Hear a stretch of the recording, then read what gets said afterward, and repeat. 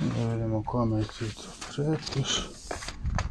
A, ti si tu, a šta hoćeš ti, što ti meni pretiš? Što ti meni pretiš? A, sklanjaš se sad. Pa ajde dođi, što si taka sila, ajde. Pretiš. Koga? Kome ti pretiš?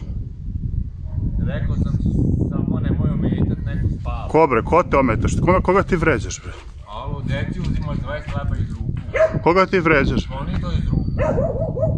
Koga vređaš ti? Ja sam pred svojom kućom ovdje. Koga ti vređaš? Šta si me nazvao tvoj? Ko te nazvao? Što se ti praviš blesav, sad si me vređao. Ko te nazvao, ko te vređao, budalo je. Sad si rekao budalo. Pa za ovo dobijaš kaznu sad za budalo.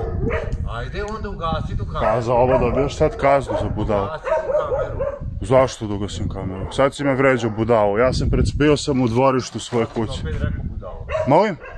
Sad si mi rekao budalo. Ti si meni rekao, ne Da ti. li si mi rekao retardu? Ti si meni rekao, ne ti. Da li si mi rekao retardu? Ne, ti meni. Zašto lažeš? Molim? Ako nisu mamu. Majke, meni nisam ti rekao. Nisi mi rekao Ti si retardu. meni preko prozora dobacivo. Šta ti meni ima da dobacuješ? Da li si mi rekao preko prozora? Što si ti mene zvao napad je da dobacuješ? Da li si mi rekao preko prozora? Gasi tu govno.